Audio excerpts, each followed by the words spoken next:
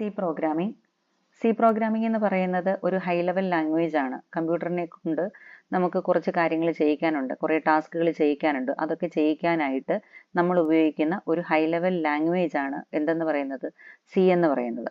അപ്പോൾ കമ്പ്യൂട്ടറിന് നമ്മൾ കൊടുക്കുന്ന ഇൻസ്ട്രക്ഷൻസിനെ, അല്ലെങ്കിൽ നമ്മൾ പറയുന്ന ജോലിക്ക് നമ്മൾ ഇൻസ്ട്രക്ഷൻസ് എന്ന് പറയും. ആ സെറ്റ് ഓഫ് ഇൻസ്ട്രക്ഷൻസിനെയാണ് നമ്മൾ എന്ത് പേരിട്ട് വിളിക്കുന്നത്, പ്രോഗ്രാം എന്ന് പറയുന്നത്. നമ്മളൊരു പ്രോഗ്രാം അല്ലെങ്കിൽ ഒരു ഇൻസ്ട്രക്ഷൻ കമ്പ്യൂട്ടറിന് കൊടുക്കുമ്പോൾ കമ്പ്യൂട്ടർ അത് മനസ്സിലാക്കണമെങ്കിൽ എന്തായിരിക്കണം, അത് കമ്പ്യൂട്ടറിന് മനസ്സിലാകുന്ന ഭാഷയിലായിരിക്കണം. നമ്മൾ ഒരാളോട് ഒരു കാര്യം പറഞ്ഞു, അയാൾക്കത് മനസ്സിലാവണമെങ്കിൽ അയാൾക്കത് മനസ്സിലാവുന്ന ഭാഷയായിരിക്കണം. ഇപ്പം മലയാളികളാണെങ്കിൽ കൂടുതൽ കംഫർട്ടായിട്ട് നമ്മൾ മലയാളത്തിലായിരിക്കും സംസാരിക്കുക. അതല്ല, നമ്മുടെ ഓപ്പോസിറ്റിൽ നിൽക്കുന്ന ആൾക്ക് ഇംഗ്ലീഷാണ് മനസ്സിലാവുന്നതെങ്കിൽ ആ ഇംഗ്ലീഷ് ഭാഷയിൽ പറഞ്ഞാൽ മാത്രമേ അവർക്ക് കാര്യങ്ങൾ മനസ്സിലാവുള്ളൂ. അപ്പോൾ ഓപ്പോസിറ്റ് നിൽക്കുന്ന, അല്ലെങ്കിൽ നമ്മൾ ആരോടാണോ ഒരു ജോലി ചെയ്യാനായിട്ട് നമ്മൾ പറയുന്നത്, അല്ലെങ്കിൽ ആരോടാണോ നമ്മൾ കമ്മ്യൂണിക്കേറ്റ് ചെയ്യാനായിട്ട് താല്പര്യപ്പെടുന്നത്, ആ രണ്ട് കൂട്ടർക്കും മനസ്സിലാവുന്ന ഒരു കോമൺ ലാംഗ്വേജ് വേണം. എങ്കിൽ മാത്രമേ കാര്യങ്ങൾ സ്മൂത്തായിട്ട് രണ്ട് കൂട്ടർക്കും മനസ്സിലാവുകയുള്ളൂ. ഇവിടെയും അതാണ് സംഭവിക്കുന്നത്. നമ്മൾ ഒരു ഇൻസ്ട്രക്ഷൻ കൊടുക്കും.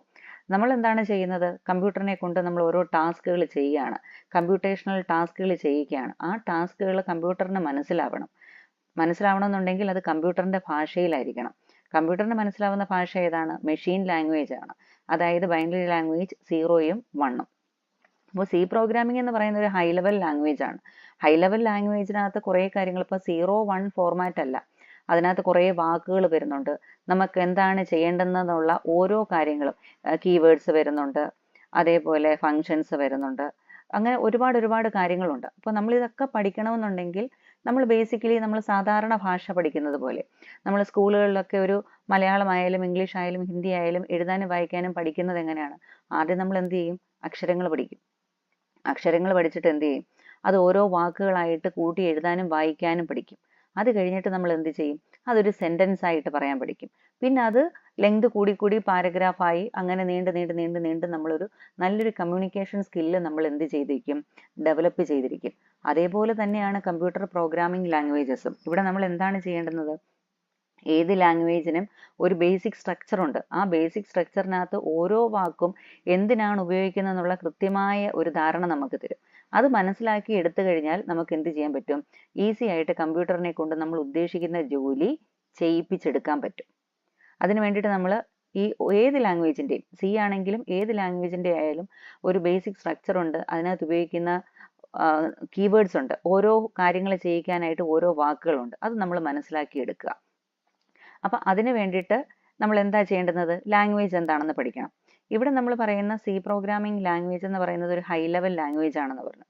ഹൈ ലെവൽ ലാംഗ്വേജ് എന്ന് പറഞ്ഞു കഴിഞ്ഞാൽ എന്താണ്, നമ്മളുടെ ഒരു സംസാര ഭാഷയോട് അല്ലെങ്കിൽ ഹ്യൂമൻ ലാംഗ്വേജിനോട് അടുത്ത് നിൽക്കുന്ന ഒരു ലാംഗ്വേജ് ആണ് ഏതെന്ന് പറയുന്നത്, സി പ്രോഗ്രാമിംഗ് അല്ലെങ്കിൽ ഹൈ ലെവൽ ലാംഗ്വേജ്.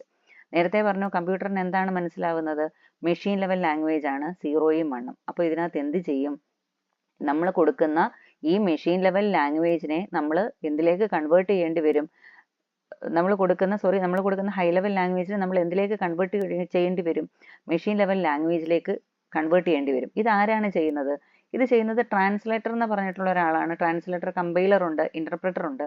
ഈ കമ്പൈലർ എന്താണ് അല്ലെങ്കിൽ ഇന്റർപ്രറ്റർ എന്താണെന്നുള്ളത് നമ്മൾ ഡീറ്റെയിൽഡ് ആയിട്ട് നമ്മൾ അടുത്തൊരു വീഡിയോയിൽ പറയുന്നതാണ്. അപ്പോൾ പ്രോഗ്രാംസ് അല്ലെങ്കിൽ സെറ്റ് ഓഫ് ഇൻസ്ട്രക്ഷൻസ് നമ്മൾ എന്താണെന്ന് മനസ്സിലാക്കി. നമ്മൾ അല്ലെങ്കിൽ ചെയ്യിക്കാൻ ഉദ്ദേശിക്കുന്ന ടാസ്കുകളാണ് നമ്മൾ എന്തായിട്ട് കൊടുക്കുന്നത്, ഇൻസ്ട്രക്ഷൻസ് ആക്കി കൊടുക്കുന്നത്. എക്സാമ്പിളായിട്ട് നമ്മൾ ഒരു കുട്ടിയോട് പറയാണ് 4+2 എത്രയാണെന്ന് ചോദിച്ചു കഴിഞ്ഞാൽ, അത്യാവശ്യം മാത്സ് അറിയാവുന്ന ഒരു കുട്ടിയാണെങ്കിൽ അത് 6 എന്ന് പറയും.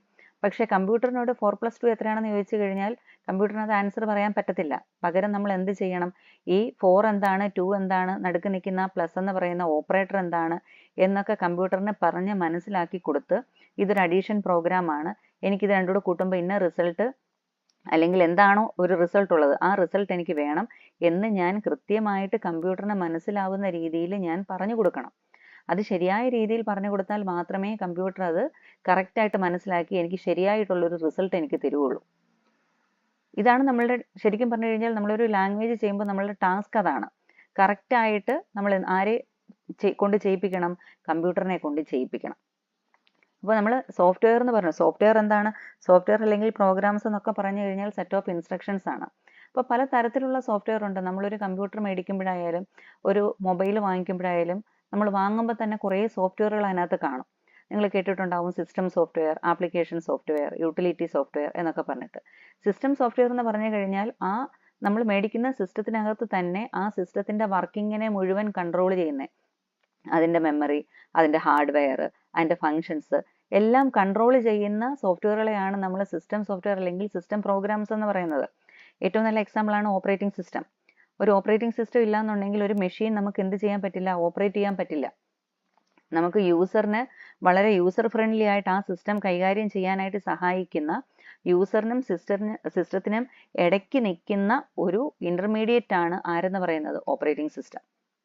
വിൻഡോസ് ഓപ്പറേറ്റിംഗ് സിസ്റ്റം ഉണ്ട്, ലിനക്സ് ഓപ്പറേറ്റിംഗ് സിസ്റ്റം ഉണ്ട്, പിന്നെ അതേപോലെ തന്നെ നമ്മുടെ മൊബൈലിന്റെ ആൻഡ്രോയിഡ് ഓപ്പറേറ്റിംഗ് സിസ്റ്റം ഉണ്ട്.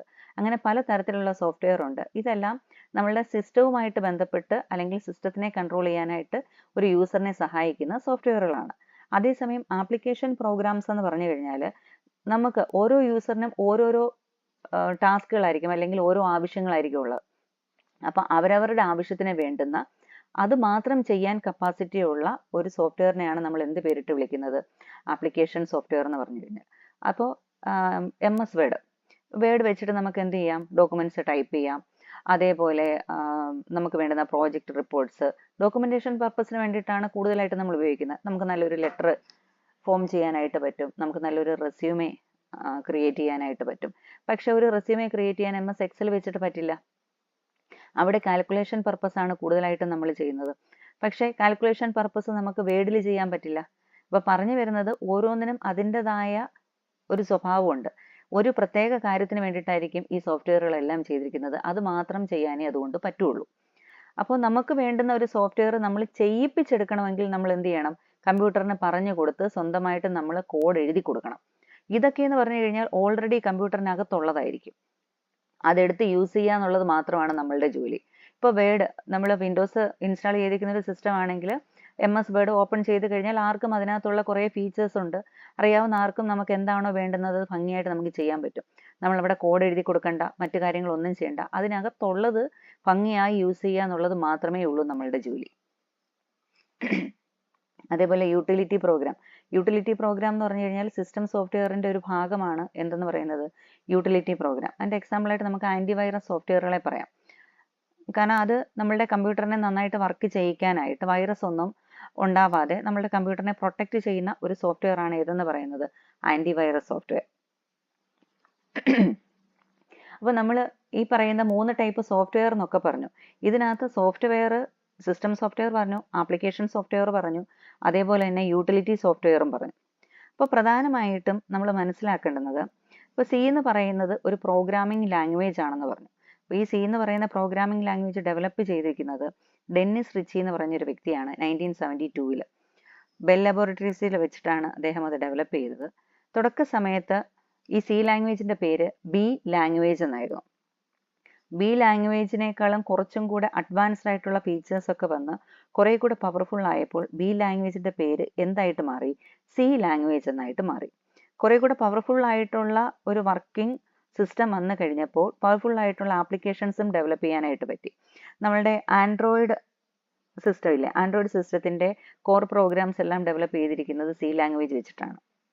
അതേപോലെ പലതരത്തിലുള്ള ബ്രൗസർ വിൻഡോ, ഡിവൈസ് ഡ്രൈവേഴ്സ്, ഇതെല്ലാം C ലാംഗ്വേജ് വെച്ചിട്ടാണ് റൈറ്റ് ചെയ്തിരിക്കുന്നത്. ഇത് നമ്മൾ C ലാംഗ്വേജ് ഡെവലപ്പ് ചെയ്തത് 1972 അതൊരു പോപ്പുലർ ആയ ഒരുപാട് ജനപ്രീതി ആർജിച്ച് വന്നൊരു കാലഘട്ടം എന്ന് പറഞ്ഞു കഴിഞ്ഞാൽ 1980 ആണ്. 1989 ANSI ഇതെന്ത് ചെയ്തു, സ്റ്റാൻഡർഡൈസ് ചെയ്തു. അങ്ങനെ ANSI സ്റ്റാൻഡർഡൈസ് ചെയ്തത് കൊണ്ടാണ് പിന്നീട് C ലാംഗ്വേജിനെ ANSI C എന്നറിയപ്പെടാനായിട്ട് തുടങ്ങിയത്. അപ്പോൾ C ലാംഗ്വേജ് എന്ന് പറഞ്ഞു കഴിഞ്ഞാൽ ഒരു ഹൈ ലെവൽ ലാംഗ്വേജ് ആണെന്ന് നമ്മൾ പറഞ്ഞു.